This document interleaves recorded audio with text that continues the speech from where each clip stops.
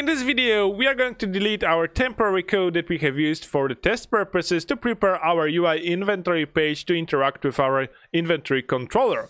So let's open our UI inventory item from our UI in the scripts folder. And one thing that I wanted to do is when we call our onPointer click, we have added this if empty return. This onPointer click event was when we have clicked on the item.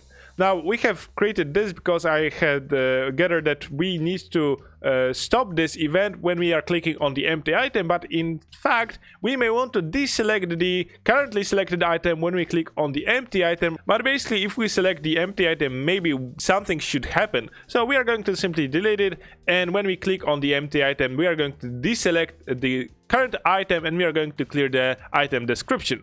Okay, that is it. And now I'm going to move to the UI inventory. I have the script open in Visual Studio, and let's slide up at the top. We have those references that should work well, but we have also this test data, this sprites int and string data. Let's remove this. Instead, we need to have some event actions. So we're going to have public event action. Again, to use this action, we need to have using system library. And we are going to have public event action with the int, so we are going to pass the index of our item, and we have on description requested, on item action requested, and on start dragging. On description requested will be when we click our left mouse button on our item, we will create a border around this item, and we want to display the description, but our UI doesn't have the description data or any data at all, so we need to ask our inventory controller about this data. On item action request will be on our right mouse button click just to show the item actions. We are going to take care of this later.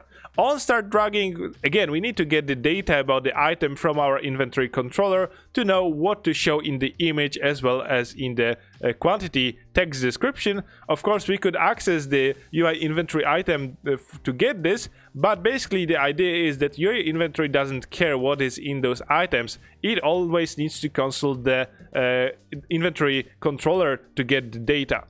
So this will be our on-start dragging, and on swap items we'll do basically the same that on start dragging, but now we need to pass two indices, the dragged item and the item on which we have dropped our dragged item, and we need to swap the data of both of those items.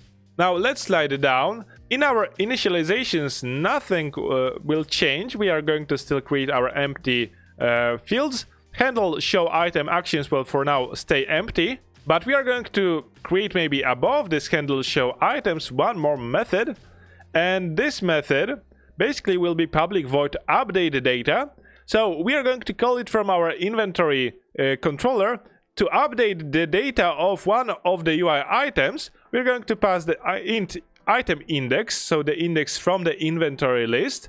We're going to get the sprite item image and int item quantity, and this is how we are going to set the data of our UI item. We're going to check if list of UI items count is greater than item index. This means that we have this item on our list of UI items. We're going to access this item, set data, and we're going to basically do what we did with our test code.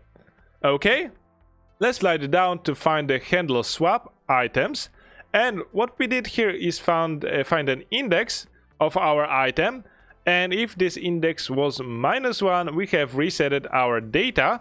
So we called mouse follower .toggle false, and we have set the current dragged item index equals -1. Now we can select all of those, and we can right click quick actions and extract this method, and let's call this maybe reset dragged item, because we are going to use this method often. Now the issue with this is that we have no idea if this HandleSwap has resetted the data or not when we call this, when we get the reference to this handle and drag. So when we dragged our item and dropped it somewhere else, we're going to basically get this, and we do not know if we need to reset our selected item or not. So what we can do is, instead of using this HandleSwap to reset, we can delete this, or rather Ctrl X, and simply return here, because what we know so far is that HandleSwap, so our on the drop message is called, and then after onDrop is called, onEndDrag is also called afterwards. So we can be sure that HandleSwap will be called first and the HandleEndDrag will be called second. So we always want to reset our dragged item. So now we know that we have the logic to reset our item every time we end dragging our item. Now instead of all of this code, we are going to call simply our onSwapItems new event !.invoke, and what we need to pass here is two int arguments. So we need to pass the currently dragged item index, and we need to pass the index that we have received here. Now let's slide it down because we had this HandleBeginDrag, and what we did here is toggled our mouse follower to be true. So we cannot really do this this way.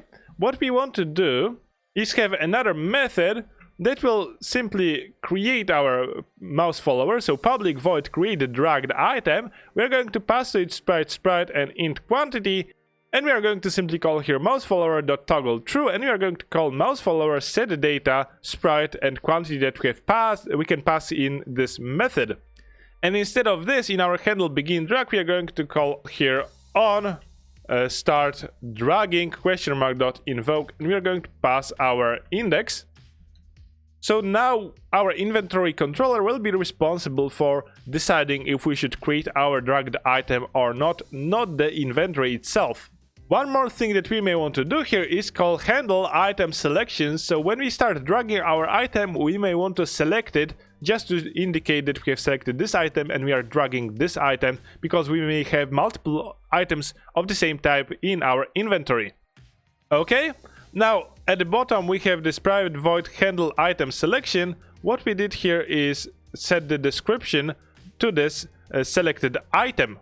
And instead of this code, we may simply substitute it with, again, checking int index equals list of UI items index of this item.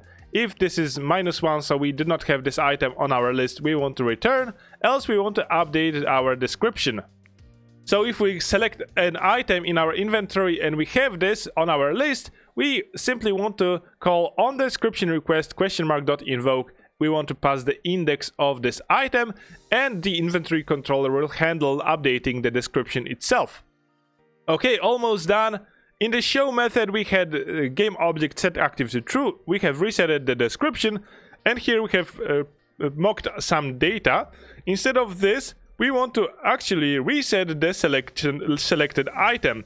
If we had the item selected beforehand, when we have previously opened the inventory and closed it, we want to reset any selection from the previous time. So we need something like reset selection, right click, quick actions, and generate this method.